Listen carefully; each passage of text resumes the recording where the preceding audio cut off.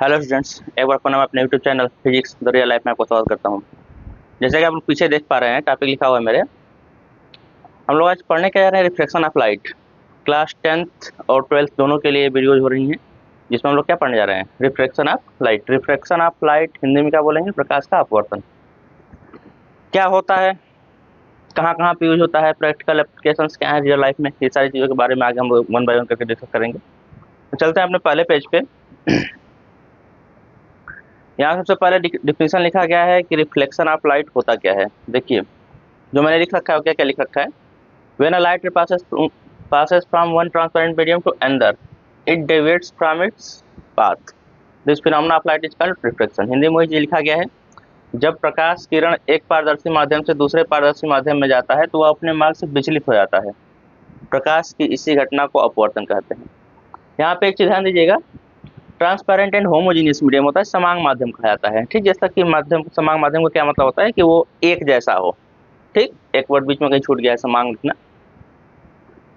तो यहाँ पे सिंपली हो क्या रहा है, अब तक जो हम लोगों ने पढ़ा था पीछे के लेक्चर्स में, तो वहां पे हमने क्या पढ़ा था, रिफ्लेक्शन। रिफ्लेक्शन में क्या होता था, कोई एक लाइट रे किसी प्लेन सरफेस पे आती थी और उसी माध्यम में वापस चली जाती थी। यानी जिस मीडियम से आ रही थी उसी मीडियम में क्या हो रही थी, रिफ्लेक्ट बैक होकर के ऊपर चली जा रही थी। यहाँ पे क्या करेंगे हम लोग, यहाँ पे जो लाइट रे आएगी वो उसी माध्यम में वापस नहीं जाएगी, बल्कि क्या होगी, उस मीडियम को पूरा क्रॉस करेगी। ठीक, जैसे कि ये मैंने इंटरफेस ले लिया। इंटरफेस क्या होता है ये भी बता दें यहीं पे, किसी भी दो मीडियम्स को सेपरेट करने वाली जो बाउंड्री होगी। जैसे कि मान लीजिए नीचे वाटर है, ऊपर एयर है, ठीक है, तो वाटर का जो सरफेस लेवल होगा उसको क्या मानेंगे हम लोग, इंटरफेस, जो कि एयर और वाटर को अलग अलग डिफ्रेंशिएट कर रहा होगा या उसको सेपरेट कर रहा होगा। ठीक है, तो इसको हम लोग बोलते हैं इंटरफेस, या फिर सेपरेटिंग मीडिया भी बोल सकते हैं। सेपरेटिंग मीडिया या सेपरेटिंग सरफेस, ये चीज़ है। अब इसमें लाइट रे जब एक मीडियम से दूसरे मीडियम में जा रही है, तो यहाँ पे मैं नॉर्मल बनाता हूँ, या तो ये नॉर्मल की तरफ झुकेगी या नॉर्मल से दूर जाएगी। दो केसेस हो सकते हैं। तो कुल मिलाकर के एक माध्यम से दूसरे माध्यम में जब लाइट जा रही है तो वो अपने मेन पाथ से डेविएट हो जा रही है, यानी कि विचलित हो जा रही है, किसी दूसरे पाथ पे जा रही है।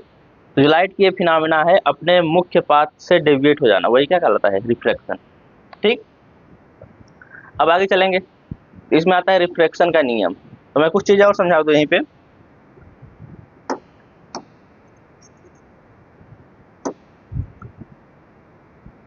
ये हमारा सेपरेटिंग मीडिया है, जैसे सेपरेटिंग सरफेस, जैसे मैंने बताया अभी। यहाँ पे मैंने ड्रा किया नॉर्मल, कोई लाइट रे इंसिडेंट हो रही थी ऐसे, तो हम लोग जानते हैं कि जो एंगल ऑफ इंसिडेंस होता है वो यहाँ बनता है आई। ठीक है, और यहाँ से लाइट रे इस मीडियम में जाएगी तो या तो नीचे की तरफ जाएगी या फिर इधर चली जाएगी। दोनों ही केस हो सकते हैं, या तो ये नॉर्मल की ओर बेंड की होगी, लाइट सीधे आने के बाद नॉर्मल की ओर बेंड हो गई, या फिर नॉर्मल से दूर की तरफ हट गई। ऐसे दोनों केस हो सकते हैं। दोनों में आर की वैल्यूज या तो आई से छोटी होगी या आई के बराबर होगी।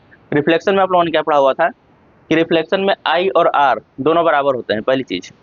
दूसरी चीज, मीडियम सेम होता है, एक ही मीडियम में लाइट रे आती है, उसी मीडियम में वापस चली जाती है, बाउंस बैक करती है। यहाँ पे क्या करते हैं, एक मीडियम से आई और दूसरे मीडियम में एंटर कर रही है। ये तभी होगा जब होमोजीनियस मीडियम हो और ट्रांसपेरेंट मीडियम हो। ओपेक मीडियम्स के लिए ऐसा नहीं होता। ठीक है, ये सिर्फ और सिर्फ इसमें होगा, ट्रांसपेरेंट मीडियम्स में, जैसे आपका ग्लास हो गया, वाटर हो गया, और भी चीज़ें हैं, प्लास्टिक हो गई, ट्रांसपेरेंट प्लास्टिक हो गया, माइका सीट्स हो गई, बहुत सारी चीज़ें जो कि ट्रांसपेरेंट होती हैं। उसमें आप लोग चले जाएंगे तो फिर क्रिस्टल्स आ जाते हैं। ठीक, तो उनमें क्या होता है, लाइट रे बेंड करती है।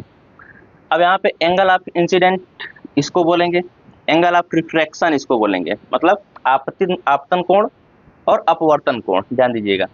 इसको हम लोग बोलेंगे इंसिडेंट रे, मतलब आपतित किरण, और इसको क्या बोलेंगे, रिफ्रैक्टेड रे, यानी कि अपवर्तित किरण। ये दो चीजें हैं। ये हमारा फर्स्ट मीडियम है, ये हमारा क्या होगा, सेकेंड मीडियम, मतलब पहला माध्यम और दूसरा माध्यम। अब लाइट रे नॉर्मल की ओर बेंड होगी या नॉर्मल से दूर जाएगी, ठीक, नॉर्मल को हिंदी में अभिलंब बोलते हैं हम लोग, तो अभिलंब की ओर झुकेगी या अभिलंब से दूर जाएगी, ये इस पर डिपेंड करेगा कि हमारा जो माध्यम है वो पहला कौन सा है, दूसरा कौन सा है, लाइट रे किस माध्यम से आ रही है और किस माध्यम में जा रही है। दूसरी चीज, माध्यम हमारा डेंसर है कि रेयर है, मतलब सघन है या विरल है, किसके रेस्पेक्ट में। जब भी बात करेंगे तो किसी न किसी के रेस्पेक्ट में बात करेंगे। तो वैक्यूम के रेस्पेक्ट में हम लोग बात करते हैं जनरली, या तो हम वैक्यूम के रेस्पेक्ट में बात करेंगे, या हमारा दूसरा केस ये होगा कि किसी एक माध्यम के रेस्पेक्ट में दूसरे माध्यम की बात कर लेंगे। ठीक है, दो तरीके से बात की जा सकती है। तो चलते हैं आगे, थोड़ा सा और देखते हैं इसमें लॉज ऑफ रिफ्लेक्शन।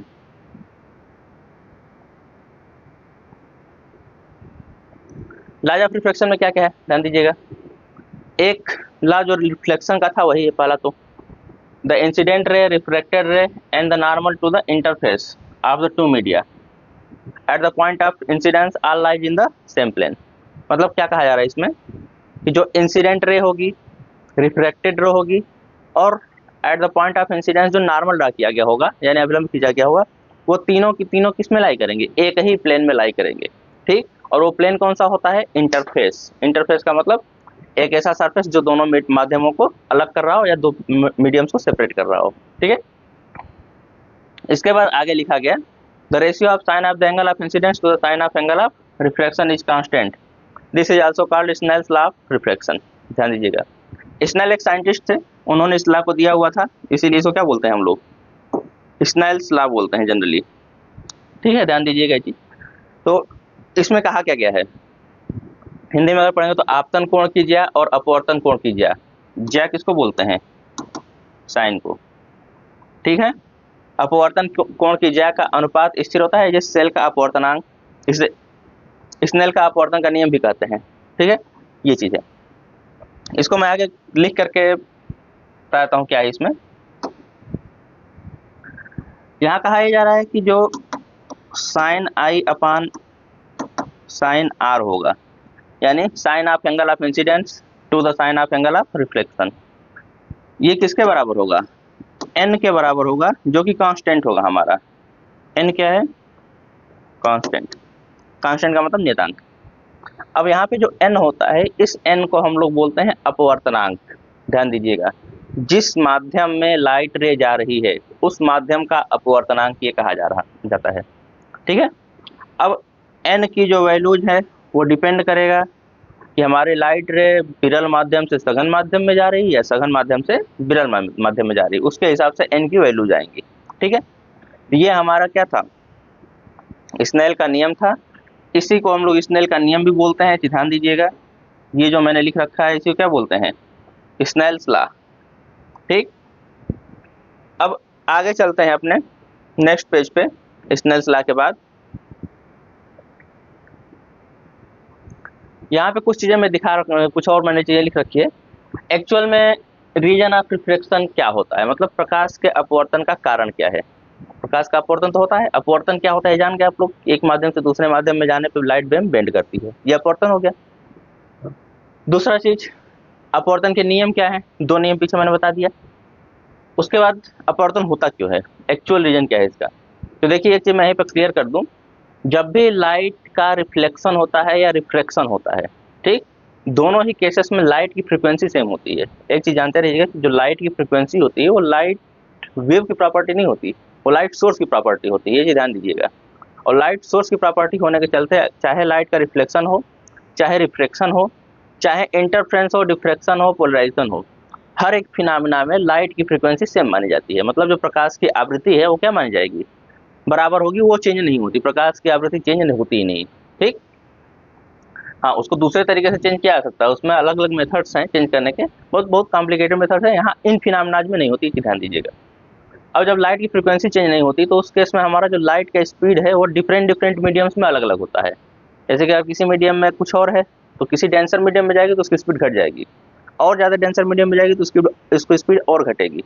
तो स्पीड डिफरेंट मीडियम्स में अलग अलग होता है, ये ध्यान दीजिएगा। एक फार्मूला ये भी जानते होंगे आप लोग, शायद क्लास 9th में आप लोगों ने पढ़ा हो, v is equal to nu lambda, ये फार्मूला पढ़ा होगा। ये क्या है, v ये बताता है वेलोसिटी ऑफ द वेव, और न्यू क्या होती है, फ्रीक्वेंसी ऑफ द वेव मतलब आवृत्ति, और लेमडा क्या होता है, वेवलेंथ।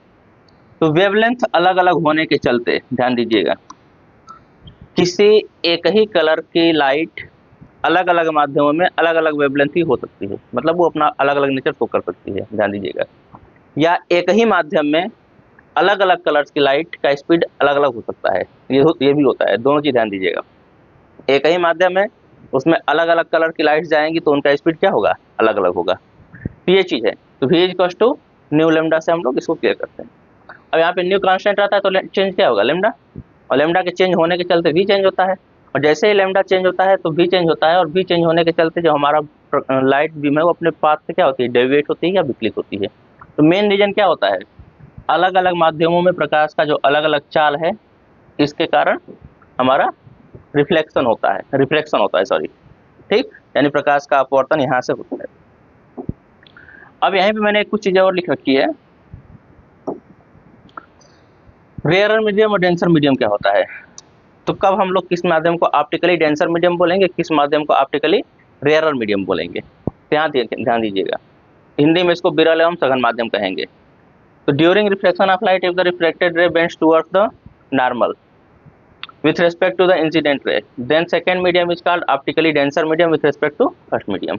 ठीक है, with respect to नहीं लिखा हूँ, समझ लीजिए, then the first medium वही चीज है। हिंदी में क्या लिखा गया है, प्रकाश के अपवर्तन के दौरान यदि अपवर्तित किरण आपतित किरण के सापेक्ष अविलंब की ओर झुक जाए तो दूसरा माध्यम पहले माध्यम की अपेक्षा प्रकाशीय साधन माध्यम कहलाएगा। ठीक, मतलब कुल मिला के बात यह है कि अगर एक माध्यम से दूसरे माध्यम में हमारी लाइट बीम गई, यहाँ मैं बताता हूँ, एक माध्यम से दूसरे माध्यम में गई और ये नॉर्मल की तरफ ये लाइट बीम झुक गई, नॉर्मल की ओर बेंड हो गई, तो उस केस में क्या कहा जाएगा, जो सेकेंड मीडियम है हमारा वो फर्स्ट के रेस्पेक्ट में डेंसर मीडियम है, ये ध्यान दीजिएगा। इसके जस्ट उल्टा रेयरर मीडियम, रेयरर मीडियम का मतलब क्या होगा, लाइट बीम इंसिडेंट तो होगी बट क्या होगी, नॉर्मल से दूर जाएगी, और नॉर्मल से अगर दूर जा रही तो उस केस में क्या कहेंगे, तो जो सेकेंड मीडियम हो फर्स्ट मीडियम के रेस्पेक्ट में ऑप्टिकली रेयरर मीडियम है, यानी विरल माध्यम है।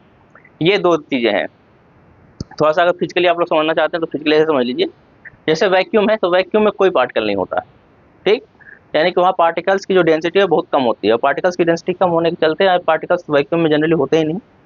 एयर में कुछ पार्टिकल्स होते हैं, तो वैक्यूम में डेंसिटी बहुत कम होने के चलते वहाँ लाइट की स्पीड सबसे ज़्यादा होती है। माना जाए कि जो हम लोग लाइट की स्पीड पढ़ते हैं वो वैक्यूम की स्पीड दी गई है, ठीक। उसके बाद लाइट की स्पीड एयर में वैक्यूम के कंपैरिजन में थोड़ी कम होती है, बट वो कमी इतनी कम है कि उसको हम लोग निगलेक्ट कर सकते हैं।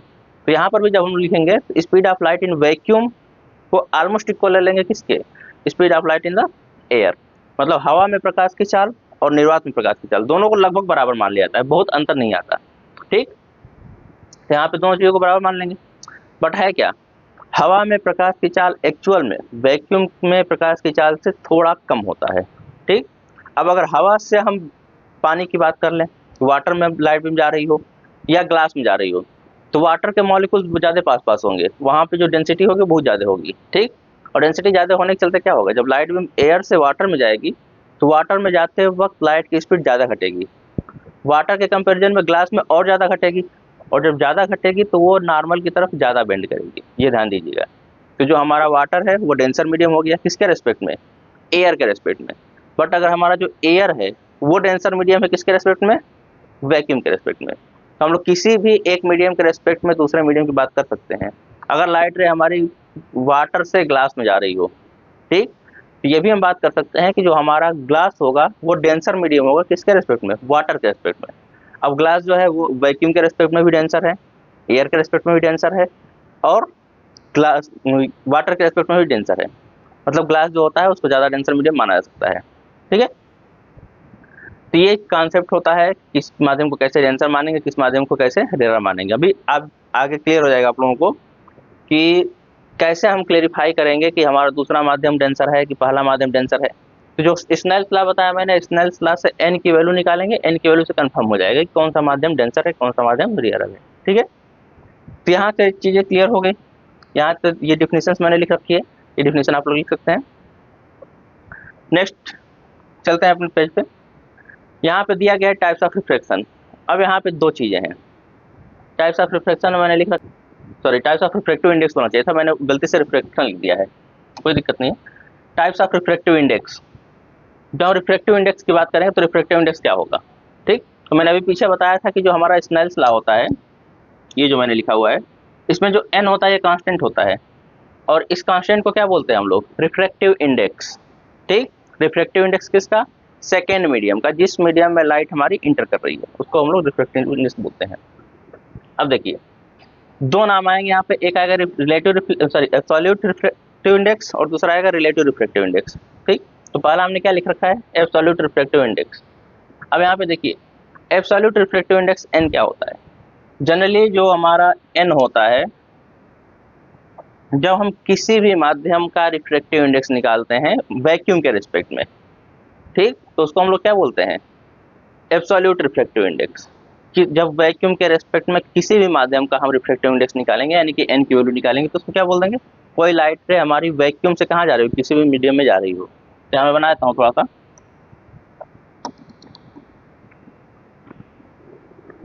ऊपर हमारा क्या है, वैक्यूम है पहला माध्यम, और दूसरा क्या लिया मैंने, एनीथिंग, कुछ भी हो सकता है, मैं वाटर मान लेता हूँ, ठीक है।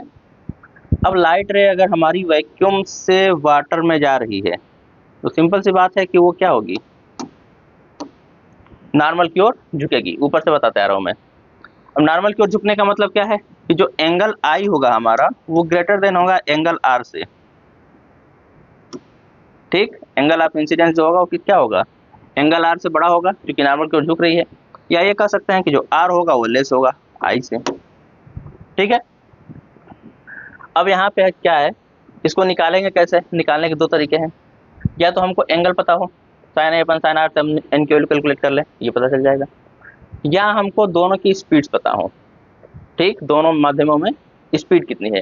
तो जनरली जो एब्सोल्यूट रिफ्रैक्टिव इंडेक्स की डिफिनेशन लिखी जाती है उसमें जो हम लिखते हैं तो n is equal to C upon V लिखा जाता है, जहाँ पे c क्या है, यहाँ पे लिख रखा है मैंने, निर्वात में प्रकाश की चाल, और v क्या है, माध्यम में प्रकाश की चाल। मतलब वैक्यूम में जो स्पीड ऑफ लाइट है उसको हम c से डिनोट कर रहे हैं, और जो माध्यम है उसको v से डिनोट कर रहे हैं, ठीक। अब n is equal to C upon V अगर हम लिख रहे हैं तो इसको हम लोग क्या कहेंगे, absolute refractive index of the medium, किसका, सेकेंड मीडियम का है ये, ध्यान दीजिएगा हमेशा जो रखा जाएगा किसका, एन किसके लिए लिखा गया है, सेकेंड मीडियम के लिए। अब यहाँ पे एक चीज ध्यान दीजिए, अगर हमारा एन है, एक्चुअली में इसको हम लोग लिख सकते थे ए एन डब्ल्यू, ठीक, और एयर के लिए जो एन की वैल्यू होती है वो 1 मान ली जाती है, एक्चुअल में तो 1.0003 होता है, बट उसको क्या मानते हैं, ऑलमोस्ट 1 मान लिया जाता है, ये चीज ध्यान दीजिएगा। तो इसको सीधे हम एन डब्ल्यू ना लिखकर क्या लिख रहे हैं, एन लिख रहे हैं। एन डब्ल्यू मैं आगे बताऊंगा क्या है, तो वहाँ ज़्यादा क्लियर हो जाएगा आप लोगों का। तो सीधे सीधे आप लोग इसको क्या लिखेंगे, एब्सोल्यूट वाले को एन, ठीक, N equal to C by V, ये ध्यान दीजिएगा। अब किसी भी माध्यम का निकालना हो एब्सोल्यूट रिफ्रैक्टिव इंडेक्स, तो N equal to C upon उस माध्यम में कितनी स्पीड है उसे डिवाइड कर दीजिए, मिल जाएगा। एक फार्मूला ही हमेशा आप ध्यान दीजिएगा एब्सोल्यूट के लिए।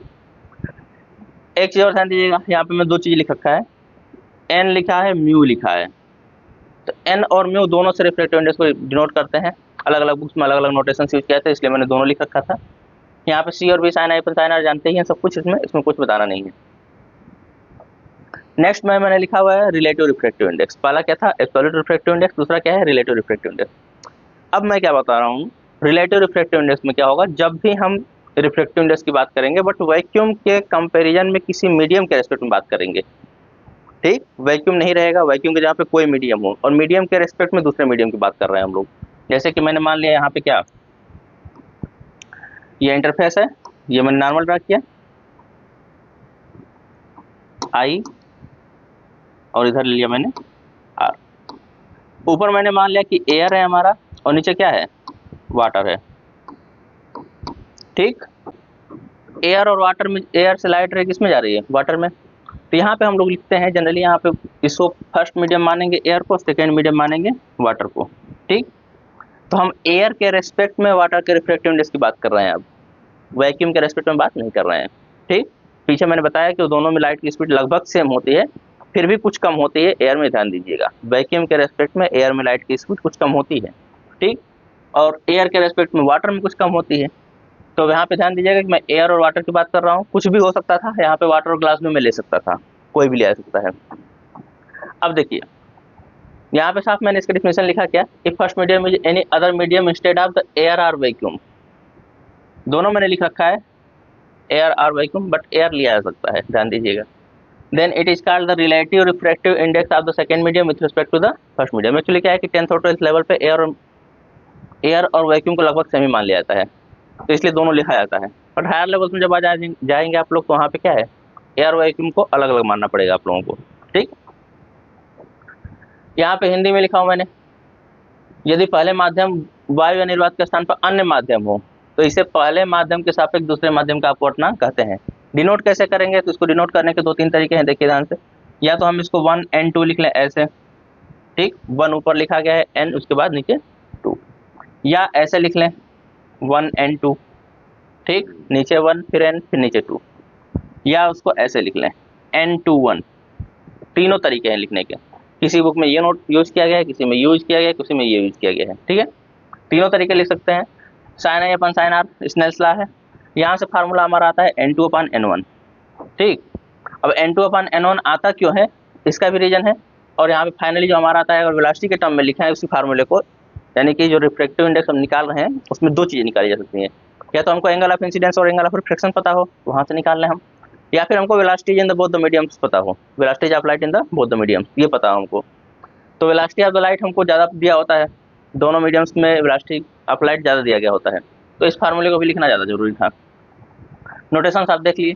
अब इसको हम लोग बोलते क्या हैं, जैसे 1 n 2 लिखा मैंने, इसको बोलते क्या है, देखिए लिखा गया है refractive index of medium 2 with respect to medium 1, यानी जनरली इसको हम लोग बोल देंगे refractive index of second medium with respect to first medium English में, ठीक। Refractive index of second medium with respect to first medium, Hindi में क्या बोलेंगे, पहले माध्यम के सापेक्ष दूसरे माध्यम का अपवर्तनांक। तो यहाँ से sine I upon sine R की जो वैल्यू आती है वो कितनी आती है, n2/n1। अब यहाँ पे देखिए ध्यान से, अगर हम इस फार्मूले से n2 की वैल्यू लिखें तो हमारे पास क्या आएगा, c/v2। यहाँ पे n2 क्या है, refractive index of second medium, c क्या है, वैक्यूम के रेस्पेक्ट में बात कर रहे हैं हम लोग, c/v2। और अगर n1 की वैल्यू लिखें इसी तरह से तो हमारे पास आ जाएगा c/v1, ठीक है। दोनों को डिवाइड कर दीजिए n2/n1 निकालने के लिए। जैसे n2/n1 आप लोग निकालेंगे यहाँ से, तो यहाँ क्या होगा, ये नीचे मल्टीप्लाई होगा और v ऊपर चला जाएगा v1, तो हमारे पास क्या आ जाएगा, v1 c/v2 c, c से c कैंसिल आउट, v1/v2 लिख रहा है। यहाँ से ये फार्मूला मैंने ऊपर लिख रखा है यहाँ पे वेलोसिटी के टर्म में। कभी कभी आप लोगों को वेलोसिटी के टर्म में ना दे करके वेवलेंथ के टर्म में भी पूछा जा सकता है, ठीक। तो अभी मैंने बताया v is equal to nu lambda, अभी मैंने एक फार्मूला लिखा था v is equal to nu lambda. अगर आप लोगों को वेलोसिटी के बजाय कभी वेवलेंथ दे दिया जाए तो इसी फार्मूले को आप लोग आगे एक्सटेंड कर सकते हैं। ऐसे क्लास 10th में वेवलेंथ नहीं देता है, बट क्लास 12th में दिया जाता है, ध्यान दीजिएगा। तो अगर यहाँ पे वेवलेंथ लिया जाए तो यहाँ पे हम क्या लिख सकते हैं, चूंकि न्यू दोनों में सेम होता है, अभी मैंने बताया रिफ्लेक्शन की फिनोमेना हो या रिफ्रैक्शन की फिनोमेना हो, दोनों में न्यू क्या होगा, सेम होगा। तो न्यू λ1 न्यू λ2, न्यू से न्यू कैंसिल आउट हो जाएगा, आ जाएगा हमारे पास फार्मूला λ1 λ2, यानी कि wavelength of wave in first medium, wavelength of wave in second medium, ये चीज़ मिल जाएगा हमको। तो यहाँ से आप लोग एक लंबा सा फार्मूला बना हुआ है, नॉर्मल फार्मूला कुछ नहीं इसमें, ये तीनों क्वांटिटी सेम लिखी हुई हैं, तीनों सिर्फ नोटेशंस है। Sine upon sine R Snell's का नियम है, उसी से फार्मूला में लिखा हूँ। इतने फार्मूले का यूज किया जाएगा किसमें, न्यूमेरिकल्स को यूज करते हैं, न्यूमेरिकल्स को सॉल्व करते समय, ये चीज़ ध्यान दीजिएगा। न्यूमेरिकल्स करते समय ये आपको पता होना चाहिए, यहाँ से आप ज़्यादा क्लियरली कर पाएंगे, ठीक है। यहीं पे एक चीज़ और मैं क्लियर कर दूं, जो हमारा रिलेटिव रिफ्रैक्टिव इंडेक्स आता है ये वाला, कैसे हम पता करेंगे कि हमारा जो सेकेंड मीडियम है उसका रिफ्रैक्टिव इंडेक्स ज़्यादा है या कम है, ठीक। तो अगर हमारा जो n की वैल्यू आएगी, यहाँ पे मैं लिख रखा हूँ ना 1 n2 या 2 n1 या जो भी है, इन सबको अगर मैं n मान लूँ, तो अगर जो n की वैल्यू आएगी वो ग्रेटर देन 1 आती है, मैं पीछे कर देता हूँ पीछे वाले उसमें, यहाँ से आप लोग ज़्यादा क्लियर समझ पाएंगे। यहाँ जो n लिखा गया है ध्यान दीजिएगा, अगर n की वैल्यू ग्रेटर देन 1 है तो सिंपल सी बात है कि जो साइन आई अपान साइन आर है ये ग्रेटर देन 1 रहा होगा, जो किसी की कुल तो है। और यहाँ से क्या आ जाएगा हमारे पास, sine I is greater than sine r, ठीक, दोनों तरफ से अगर हम साइन हटा दें तो यहाँ पे हम लिख सकते हैं आई इज ग्रेटर देन आर। ठीक, आई इज ग्रेटर देन आर का मतलब क्या है, आर इज लेस देन, उसको उल्टा बोल सकते हैं R is less than I, पर जब सेकेंड मीडियम हमारा डेंसर मीडियम हो। ठीक, तो अगर सेकेंड मीडियम डेंसर मीडियम है, फर्स्ट मीडियम रेयरर मीडियम है, तो उस केस में यानी कि रेयरर मीडियम से डेंसर मीडियम अगर लाइट बीम जा रही है तो उस केस में हमारी जो एन की वैल्यू आएगी हमेशा क्या आएगी, ग्रेटर देन 1 आएगी। लेकिन अगर कहीं पर ऐसा हुआ कि हमारी लाइट बीम डेंसर मीडियम से रेयरर मीडियम में जा रही हो, मतलब सघन माध्यम से विरल माध्यम में जा रही हो, तो वहाँ पे क्या होगा, एन की वैल्यू लेस देन 1 आएगी। ठीक, और एन की वैल्यू जैसे ही लेस देन आएगी उस केस में हमारा आर जो होगा वो ग्रेटर देन आई हो जाएगा। ध्यान दीजिएगा, आर जो होगा किसके बराबर, किससे बड़ा हो जाएगा, आई से। और इस केस में हम लोग कहेंगे कि हमारी जो लाइट बीम है वो डेंसर मीडियम से रेयरर मीडियम में जा रही है। ये चीज ध्यान दीजिएगा आपको। तो ये एन जो मैं यहाँ निकाल रहा हूँ यही एन पीछे भी लिखा हुआ है, सिर्फ और सिर्फ अंतर इतना आया कि यहाँ वैक्यूम के रेस्पेक्ट में बात कर रहे हैं, वहाँ किसी मीडियम के रेस्पेक्ट में बात करेंगे। ठीक है, यहाँ पे हम लोग किसी न किसी मीडियम के रेस्पेक्ट में बात करेंगे। और आगे बढ़ते हैं तो हमारे पास एक और टॉपिक है रिवर्सिबिलिटी ऑफ लाइट। ठीक, इसमें यहाँ तक आप लोगों ने देखा कि रिफ्रैक्शन फिनोमेना क्या होती है, टाइप्स ऑफ रिफ्रैक्शन क्या हो गया, फिर उसके बाद रीजन क्या होता है रिफ्रैक्शन का, सारी चीज़ें मैंने डिस्कस की पीछे। अब यहाँ पे एक फिनोमेना है रिवर्सिबिलिटी ऑफ लाइट। यहाँ इसको पढ़ना जरूरी क्यों था, क्योंकि जब हम न्यूमेरिकल करते हैं तो न्यूमेरिकल करते समय कई चीज़ें नई नई आती हैं जहाँ पे हमको प्रॉब्लम्स होने लगते हैं किस मीडियम से किस मीडियम में लाइट में जा रही है, या उसके हिसाब से हमको कैसे रिफ्लेक्टिव इंडेक्स किसी दूसरे माध्यम का निकालना है।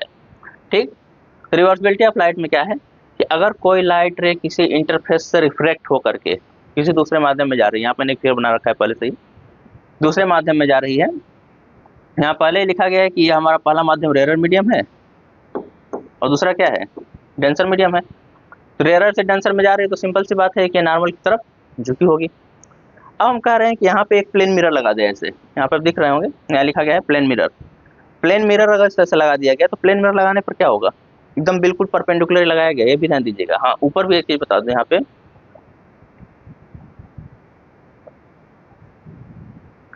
अगर जो हमारा एंगल ऑफ इंसिडेंस है ये 0 हो जाए, ठीक, तो जैसे ही एंगल ऑफ इंसिडेंस 0 होगा तो एंगल ऑफ रिफ्लेक्शन कितना आ जाएगा, साइन आई की वैल्यू 0, और जैसे ही साइन आई की वैल्यू 0 करेंगे, साइन 0 की वैल्यू 0 होती है, तो साइन आर की वैल्यू भी क्या हो जाएगी 0, चूंकि एन के बराबर 0 आ जाएगा, तो साइन आर की वैल्यू भी कितनी हो जाएगी 0। और साइन आई और अपन साइन आर की वैल्यू दोनों की 0 होने का मतलब क्या है कि अगर ये लाइट बीम इस नॉर्मल के एलांग आता है सरफेस पे, सरफेस के जस्ट परपेंडिकुलर सरफेस पे इंसिडेंट होता है, तो ये क्या होगा, उसी पाथ को फॉलो करते हुए नीचे निकल जाएगा। ठीक, मतलब इसमें डेविएशन नहीं होगा। इसमें रिफ्रैक्शन में ध्यान दीजिएगा कि अगर लाइट बीम किसी एंगल पर इंसिडेंट हो रही है तभी उसका डेविएशन होता है। अगर परपेंडिकुलरली इंसिडेंट होती है, किसी सरफेस पे परपेंडिकुलरली इंसिडेंट हो रही है, लंबवत गिर रही है, तो वो उसी पाथ को फॉलो करते हुए सीधे नीचे निकल जाएगी, उसमें कोई डेविएशन नहीं होगा। ठीक, तो इस फिनोमेना का यूज, या फिर कह सकते हो कि ये जो प्रॉपर्टी है इसकी, इसका यूज यहाँ पे हम रिवर्सिबिलिटी ऑफ लाइट में करने जा रहे हैं। यहाँ पे हमने लगाया मिरर, एक प्लेन मिरर, एंगल कितना है 90 डिग्री, एग्जैक्टली 90 डिग्री रखने पर क्या होगा, जो लाइट रे आ रही थी वो अपने पिछले पाथ को रिट्रेस करेगी और रिट्रेस करते हुए फिर से पहले माध्यम में चली जाएगी, और जब रिट्रेस करते हुए बैकवर्ड डायरेक्शन में जाएगी तो यहाँ देखिए फिर से डेंसर मीडियम से रेयरर मीडियम में जाएगी, और डेंसर से रेयरर में जाते समय क्या होगा, ये नॉर्मल से फिर से दूर हटेगी और दूर से हट करके फिर से उसी पाथ को रिट्रेस करेगी और जिस पाथ को फॉलो करते आई है उसी पाथ को फॉलो करते हुए पीछे चली जाएगी, बैकवर्ड डायरेक्शन चली जाएगी। अब यहाँ पे एक चीज समझिएगा, यहाँ जब हम फर्स्ट सरफेस से सेकंड सरफेस के लिए स्नेल लगाएंगे तो हमारे पास क्या आएगा, रेयरर से डेंसर के लिए, तो मैं लिखूंगा पीछे के हिसाब से, ध्यान दीजिएगा, इसको मैं माध्यम 1 मान रहा हूँ फर्स्ट मीडियम, तो इसको मैं क्या मान रहा हूँ सेकेंड मीडियम। तो फर्स्ट से सेकेंड में जा रहा है तो हम लिखेंगे क्या 1 and 2। ठीक, या इसी को मैंने बताया था ऐसे लिख लेते हैं 1 and 2। ये कितना आ जाएगा साइन आई अपान साइन आर, कोई दिक्कत नहीं है। यहाँ से इसका मतलब क्या है, refractive index of second medium with respect to first medium. ठीक, मतलब पहले माध्यम के सापेक्ष दूसरे माध्यम का अपवर्तनांक, ये आ गया। ये पहला इक्वेशन मैं एज इट इज मान लेता हूँ। इसी तरह से अगर हम ये इसके आगे बढ़ेंगे, चूंकि यहाँ पे मिरर लगा हुआ है प्लेन मिरर, तो लाइट बीम फिर अपने प्रीवियस पाथ को रिट्रेस करेगी और रिट्रेस करते हुए बैकवर्ड डायरेक्शन में जाएगी। ठीक, तो अगर हमारा लाइट बीम अब डेंसर मीडियम से रेयरर मीडियम में जा रहा है, यानी कि सेकंड मीडियम से फर्स्ट मीडियम में, फर्स्ट, इसको मैंने फर्स्ट मीडियम मान रखा है, इसको सेकंड मीडियम मान रखा है। तो सेकंड मीडियम से फर्स्ट मीडियम में जब जा रहा है तो उस केस में क्या होगा, जो एंगल ऑफ इंसिडेंस होगा वो आर के बराबर होगा और एंगल ऑफ रिफ्रैक्शन जो होगा वो किसके बराबर होगा, आई के बराबर। तो यहाँ फिर से जब हम लगाएंगे स्नेल्स लॉ तो हमारे पास क्या आ जाएगा, 2n1 इज इक्वल टू, इसी को ऐसे लिख सकते हैं 2n1 is equal to sine r upon sine i. इसको मैं लिख सकता हूँ सेकेंड नंबर इक्वेशन। अब इन दोनों इक्वेशंस को मैं मल्टीप्लाई करने जा रहा हूँ। तो लेफ्ट हैंड साइड दोनों का मल्टीप्लाई करेंगे, राइट हैंड साइड मल्टीप्लाई करेंगे। मल्टीप्लिकेशन के लिए मैं ये वाला टर्म ले रहा हूँ, ठीक है। तो 1n2 इंटू 2n1 किसके बराबर आ जाएगा, राइट हैंड साइड से मल्टीप्लाई करेंगे तो sine I upon sine are multiplied by sine r upon sine i के बराबर आ जाएगा। अब यहाँ देखिए साइन आई से साइन आई कैंसिल आउट हो जाएगा, साइन आर से साइन आर कैंसिल हो जाएगा, यानी कि 1 बचेगा। तो हमारा जो 1n2 इंटू 2n1 की वैल्यू आ गई किसके बराबर आ गई, 1 के बराबर। यहीं से हम लोग लिख सकते हैं, थोड़ा सा मैं बोर्ड को शिफ्ट कर लेता हूँ। यहाँ से हमारे पास क्या आ जाएगा, 1n2 जो आएगा वो 1 अपान 2n1 के बराबर आ जाएगा, ठीक। और इसे ही हम लोग कहते हैं law of reversibility of light. ध्यान दीजिएगा, यहाँ ये क्या बता रहा है कि refractive index of second medium with respect to first medium, पहले माध्यम के सापेक्ष दूसरे माध्यम का जो अपवर्तनांक है वो दूसरे माध्यम के सापेक्ष पहले माध्यम के अपवर्तनांक के जस्ट रिवर्स के बराबर आ रहा है, इनवर्स के बराबर कर सकते हैं, ठीक, जस्ट रिवर्स आ रहा है। तो इसका मतलब क्या है कि अगर लाइट के पाथ को हम रिवर्स करेंगे तो अपने प्रीवियस पाथ को रिट्रेस करते हुए बैकवर्ड डायरेक्शन में चला जाएगा। अब यहीं पे देखिए, जो रेयर मीडियम है अगर हम उसको एयर मान लें, ठीक है, मैं लिख दे रहा हूँ रेयर मीडियम को क्या मान रहा हूँ, एयर, और इसको अगर मैं वाटर मान लूँ, ठीक, तो एयर और वाटर हो जाएगा। तो जहाँ पे 1 लिखा गया है वहाँ पर मैं एयर लिख सकता हूँ।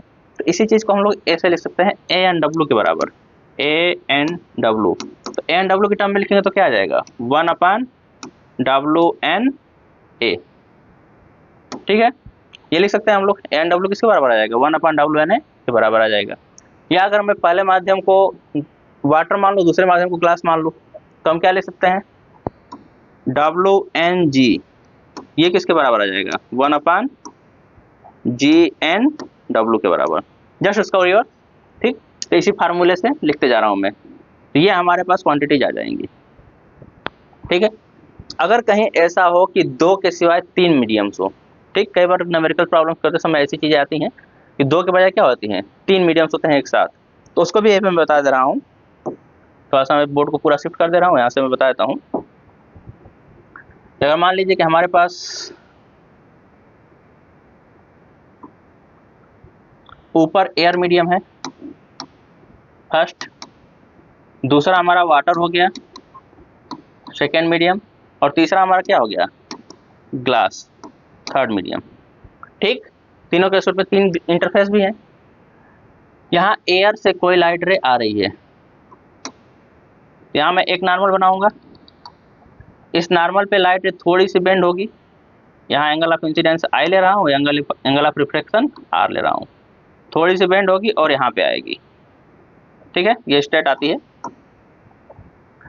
अब वाटर ग्लास इंटरफेस आ गया, वाटर ग्लास इंटरफेस पर फिर से हम अगर नॉर्मल ड्रा करेंगे तो चूंकि वाटर जो है ग्लास के रेस्पेक्ट में रेयरर है, ठीक, तो फिर से रेयरर से डेंसर मीडियम में जा रहा है, तो ये अगेन क्या होगा, नॉर्मल की ओर झुकेगा, ठीक। अब यहाँ पे एंगल ये आर ही होगा, आर क्यों होगा, क्योंकि ये 2 पैरेलल लाइंस है, क्योंकि दोनों नॉर्मल से एक दूसरे के पैरेलल ही होंगे, 2 पैरेलल लाइंस है, उनको एक स्लैंट लाइन बीच में कट कर रही है, तो ये जो एंगल होता है ये और ये दोनों बराबर होते हैं, ठीक है। तो ये आर था तो ये आर हो जाएगा, दूसरे सरफेस के लिए एंगल ऑफ इंसिडेंस कितना हो गया, आर। एंगल ऑफ रिफ्रैक्शन मैं आर डैश यहाँ मान लेता हूँ, क्योंकि क्या होगा यहाँ पे बीम और ज़्यादा बेंड की हुई है, तो आर के बराबर नहीं ले सकते, थोड़ा सा और कम हुआ होगा। अब यहाँ पे अगर हम एक और नॉर्मल ड्रा करें तो यहाँ पे फाइनली हमारे मीडियम में कहाँ जा रही है लाइट, अब यहाँ पे ये भी आर डैश के बराबर होगा, ध्यान दीजिएगा, किसके बराबर होगा, आर डैश के बराबर। अब फाइनली हमारी रे एयर में जाएगी, तो एयर में जाने का मतलब क्या है कि वो लाइट रे ऐसे निकलेगी, ठीक।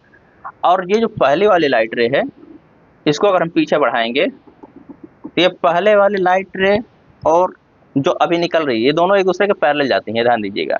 ये दोनों लाइट रे क्या है आपस में पैरेलल होंगी। चूंकि पैरेलल हैं तो ये जो एंगल होगा हमारा किसके बराबर ही आ जाएगा, आई के ही बराबर आ जाएगा, क्योंकि दोनों का लाइट पैरेलल जा रहा है इसलिए ये आई के बराबर ही होगा। ठीक, अब ये तीन मीडियम्स हमारे पास हैं। इसके लिए अगर हमको करना हो तो मैंने एयर वाटर लिया, वाटर ग्लास ले लिया है। इसके लिए अगर लिखना हो मैं 1 2 3 न लिख करके मैं क्या लिख रहा हूँ A N W W N G G N A ऐसे कर लेता हूँ। नीचे फिर से क्या है, ये एयर ही है, ध्यान दीजिएगा। फोर्थ मीडियम में मान रहा हूँ, इसको क्या है एयर ही है। फोर्थ न करके इसको 1 भी कहा जा सकता है क्योंकि फर्स्ट मीडियम जो है वही वाला लास्ट ले लिया है। अब यहाँ पे क्या आ जाएगा, फर्स्ट के लिए जब हम स्नेल लगाएंगे तो हमारे पास क्या आएगा, sine I upon sine R is equal to, ये किसके बराबर होगा, मैं लिख रहा हूँ ए एन डब्ल्यू के बराबर। ठीक है, या इसी को हम लोग क्या लिख सकते हैं 1 एन 2 के बराबर। ठीक है, नेक्स्ट चलते हैं, इक्वेशन 1 लिख दिया। अब हमारा लाइट कहाँ जा रहा है, वाटर से ग्लास में, एंगल ऑफ इंसिडेंस आर और angle of reflection r dash. तो यहाँ पे क्या आ जाएगा हमारे पास sine r upon sine are dash is equal to, अब क्या आ जाएगा यहाँ पे डब्ल्यू एन जी, या इसको मैं क्या लिख सकता हूँ 2n 3, सेकेंड इक्वेशन। ये ध्यान दीजिएगा। इसी तरह से जब मैं तीसरे के लिए लिखूंगा इस इंटरफेस के लिए तो हमारे पास क्या है, angle of incidence R dash है और एंगल ऑफ रिफ्लेक्शन आई है। तो हमारे पास क्या आ जाएगा sine are dash upon sine I is equal to G N A. ठीक, ग्लास से एयर में जा रहा है, इज इक्वल टू 3n1। मैं इसको फिर से 1 मान रखा हूँ क्योंकि एयर में जा रहा है। इसको हम मान लेंगे इक्वेशन नंबर 3। ये 3 है। अच्छा, इसको लिखने का ऐसे फायदा क्या होता है, ध्यान से समझिएगा। ए एन डब्ल्यू लिखने का मतलब ऐसे समझ में आता है कि हमारी लाइट डब्ल्यू वाटर में जा रही है, ऊपर क्या है एयर है। ठीक, थोड़ा समझना आसान हो जाता है, तो इसलिए मैं इस तरह से लिख रहा हूँ। दूसरा नोटेशन जो मैंने लिखा हुआ था उन दोनों नोटेशंस का भी यूज किया जा सकता है। दोनों नोटेशंस का यूज करके हम आगे बढ़ सकते हैं, कोई दिक्कत नहीं आएगी। इन तीनों को मल्टीप्लाई कर दीजिए। तो देखिए जैसे इन तीनों को हम मल्टीप्लाई करेंगे हमारे पास क्या आ जाएगा, A N W is equal to sorry multiplied by W N G is multiplied by G N A. ये किसके बराबर आएगा इधर, sine I by sine are multiplied by sine R by sine are dash multiplied by sine are dash upon sine I. अब देखिए sine I से sine I कटेगा, sine R से साइन आर कटेगा, साइन आर डैश से sine are dash cut जाएगा, यानी कि बचेगा 1। यहाँ से हमारे पास क्या आ गया, मैं बोर्ड को थोड़ा और शिफ्ट कर लेता हूँ। हमारे पास आ जाएगा A N W into W N G into G N A is equal to 1। ये भी एक फार्मूला है हमारे पास। ठीक, या इसी को हम लोग अगर 1 2 3 के क्रम में लिखना चाहें तो क्या लिख रहे हैं 1n2 multiplied by 2n3 multiplied by 3n1 is equal to 1, ऐसे लिख सकते हैं हम लोग। ये भी हमारे पास एक फार्मूला बना। इससे फायदा क्या होगा कि हमारे पास 3 मीडियम्स दिए गए हैं और उसमें से किसी एक का अगर रिफ्रैक्टिव इंडेक्स पूछा गया है तो यहाँ से हम लोग इजीली निकाल सकते हैं। ठीक, इसको प्रूव करने का दूसरा तरीका भी हो सकता था, sine A upon sine R अगर हम ना लिखते तो सीधे सीधा एन डब्ल्यू की वैल्यू आप लोग क्या लिख सकते हैं N W upon N A multiplied by W N G को क्या लिख सकते हैं N G upon N W multiplied by G N A को क्या लिख सकते हैं N A upon N G.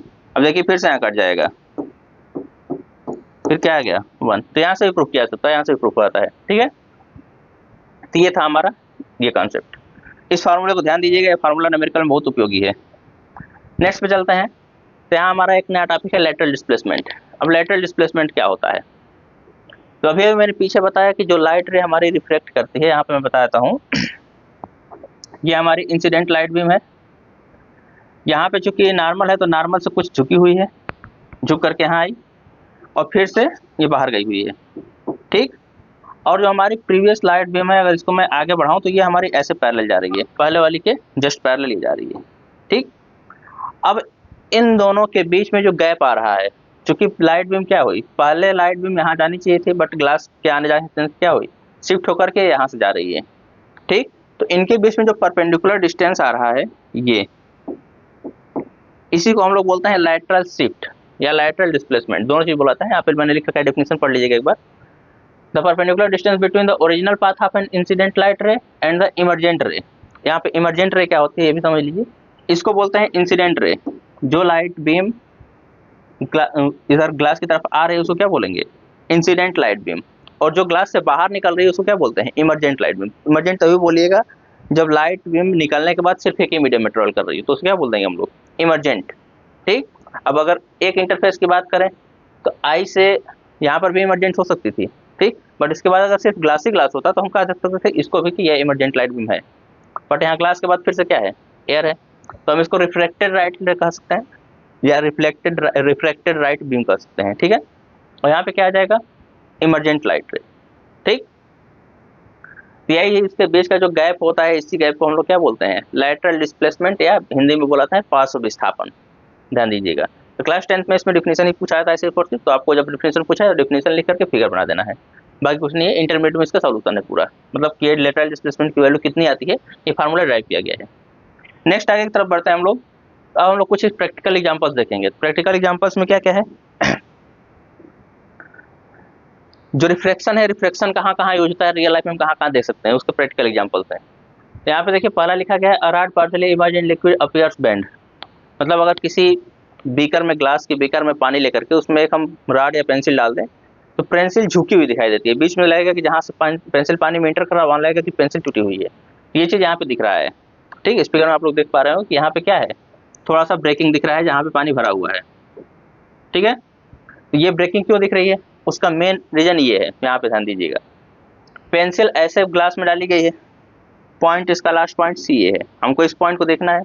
जब इस पॉइंट को हम देखेंगे तो कैसे देखेंगे, जो लाइट बीम इसके पास आ रही होगी वहाँ से रिफ्लेक्ट होकर ऊपर जा रही होगी, तो यहाँ से जो लाइट रे रिफ्लेक्ट होकर के ऊपर जा रही है वो जब यहाँ पहुँच रही है इस इंटरफेस पर, तो ध्यान दीजिएगा कि यहाँ पे ये डेंसर मीडियम से रेयरर मीडियम में जा रही है। मैं रिफ्लेक्टेड लाइट बीम की बात कर रहा हूँ, ठीक, जो यहाँ से रिफ्लेक्ट होकर जा रही है ऊपर तरफ, और यहाँ पे इसका रिफ्लेक्शन होगा। ठीक, यहाँ से रिफ्लेक्शन हुआ है और यहाँ से क्या होगा, रिफ्लेक्शन। यहाँ जब रिफ्लेक्शन हो रहा है तो क्या हो रहा है, डेंसर मीडियम से रेयर मीडियम में जा रहा है, क्योंकि वाटर से एयर में जा रहा है, तो डेंसर से रेयर में, तो ये नॉर्मल से दूर की ओर बेंड होगी। तो यहाँ पे देख पा रहे हैं कि लाइट रे क्या हुई है, बेंड हुई है।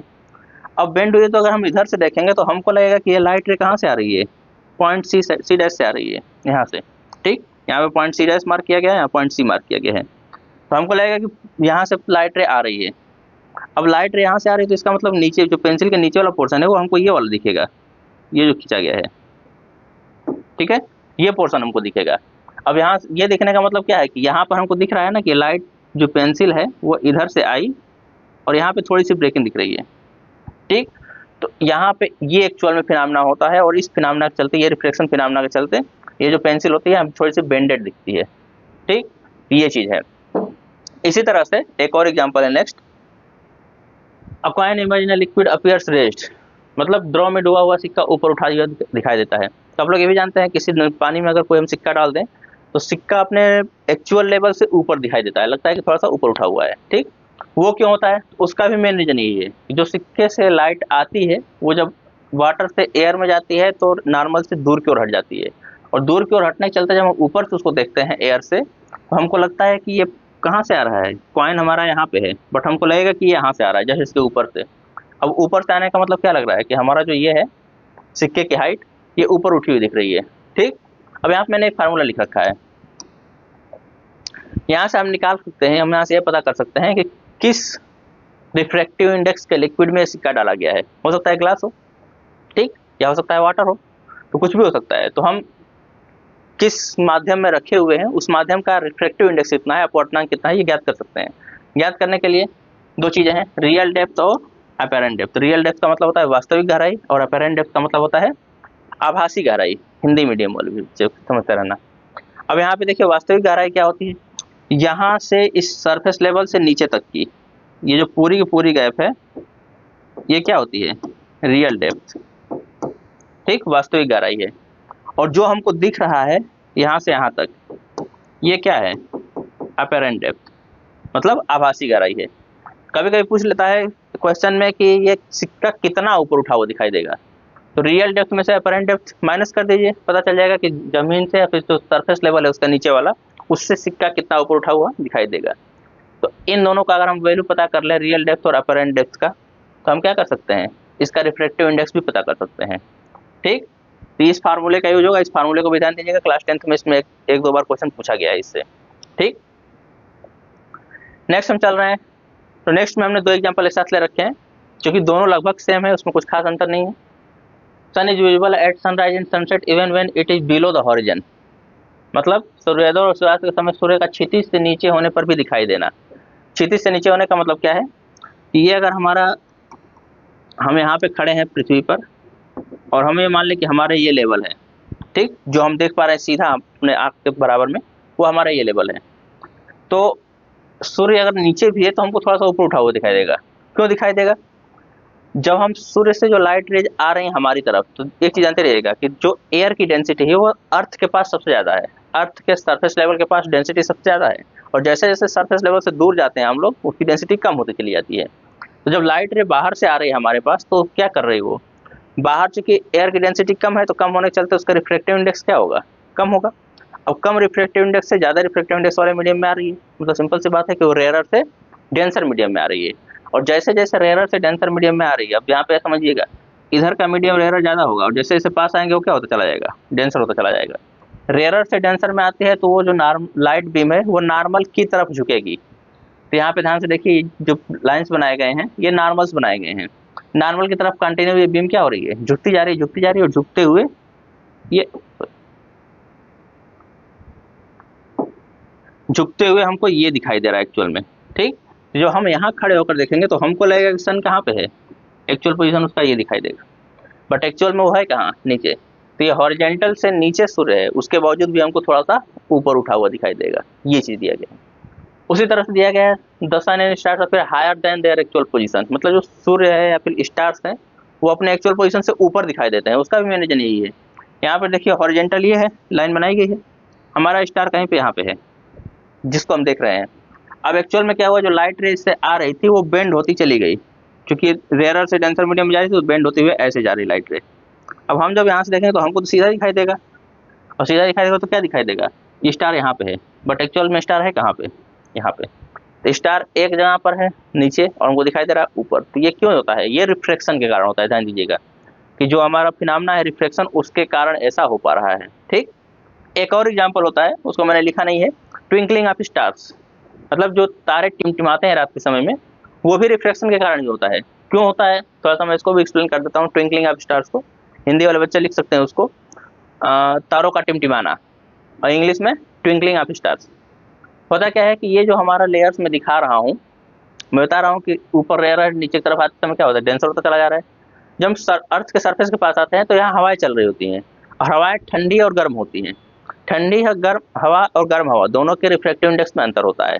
ठीक, अब दोनों के रिफ्रैक्टिव इंडेक्स में अंतर होता है, तो जब चूंकि हवा बह रही है, तो जो लाइट रे हमारे पास आ रही है उसके पास से ही तो बह रही है, उसके बीच से होकर जा रही है। अब बीच से होकर जा रही है तो कभी हवा गर्म जा रही है, कभी ठंडी जा रही है, कभी गर्म कभी ठंडी हवा जा रही है। तो उसका मतलब क्या है कि जो लाइट रे हमारे पास तक आ रही है वो कभी रेयर मीडियम से आ रही है, कभी डेंसर मीडियम से आ रही है। तो जब रेयर मीडियम से आ रही है तो उसकी थोड़ी ज़्यादा चमकीली दिखाई देगी, जब डेंसर मीडियम से आएगी तो थोड़ी कम दिखाई देगी। तो क्या होता है, उस स्टार से आने वाली लाइट की इंटेंसिटी घटती बढ़ती दिखाई देगी हमको, घटती बढ़ती दिखाई देगी। तो इसका मतलब क्या है, तो हमको लगेगा कि तारा टिमटिमा रहा है या ट्विंकलिंग कर रहा है। ऐसा हमको क्यों दिखाई देता है, हवाओं के चलते। कभी कभी ऐसा आप लोग ध्यान दिए होंगे, जैसे कि अगर कहीं पे खाना बन रहा हो और आग की जो लपटें थोड़ी ऊपर उठ रही होती हैं, तो अगर उसके दूसरे साइड अगर कोई व्यक्ति खड़ा है उसको आप देखेंगे तो ऐसे हिलता हुआ दिखाई देगा, थोड़ा सा तिरछा तिरछा। तो उसका क्यों होता है, क्योंकि उसका भी रीजन ये होता है कि बीच में जो हवा है वो गर्म हो चुकी है, और गर्म होने के चलते उसका रिफ्रैक्टिव इंडेक्स चेंज हो गया। अब वो गर्म होने के चलते जब रिफ्रैक्टिव इंडेक्स चेंज हो गया तो क्या है, हवाएं बह रही हैं, बहते हुए जा रही हैं, और हवा ऊपर की तरफ बहुत तेजी से उठ रही है, क्योंकि गर्म हवा ऊपर की तरफ उठती है, तो गर्म हवा ऊपर की तरफ तेजी से उठ रही है। अब होता इसीलिए है कि वो व्यक्ति जो पीछे खड़ा है उसको हम देख रहे हैं सीधा, बट हवाओं के चलते वो थोड़ा सा हमको हिलता हुआ और तिरछा तिरछा दिखाई देता है। ये चीजें होती हैं। तो सारा इफेक्ट किसका है, रिफ्रैक्शन का, ये चीज ध्यान दीजिएगा। तो ये पूरा का पूरा था हमारा रिफ्रैक्शन फिनोमेना क्या होता है, रिफ्रैक्शन फिनोमेना कि रूल्स क्या क्या हैं या रिफ्रैक्शन के रूल्स क्या क्या हैं, उसके बाद कहाँ यूज़ करेंगे, उसके फार्मूले कौन कौन से हैं, ये सारा कुछ हम लोगों ने डिस्कस कर लिया। जो नेक्स्ट हमारा लेक्चर होगा, नेक्स्ट लेक्चर में हम लोग डिस्कस करेंगे कि रिफ्रैक्शन से रिलेटेड कुछ न्यूमेरिकल प्रॉब्लम्स, ठीक, जो फार्मूले मैंने अभी भी बताए 3-4 फार्मूले, उन सारे फार्मूले का यूज करेंगे और उनसे रिलेटेड जो क्वेश्चंस क्लास 10th के बोर्ड एग्जाम में पूछे गए या क्लास 12th के बोर्ड एग्जाम में पूछे गए उनको हम लोग डिस्कस करेंगे, और उसके बाद आगे हम लोग बढ़ जाएंगे लेंसेज की तरफ। तो मिलते हैं फिर नेक्स्ट वीडियो में, तब तक के लिए धन्यवाद।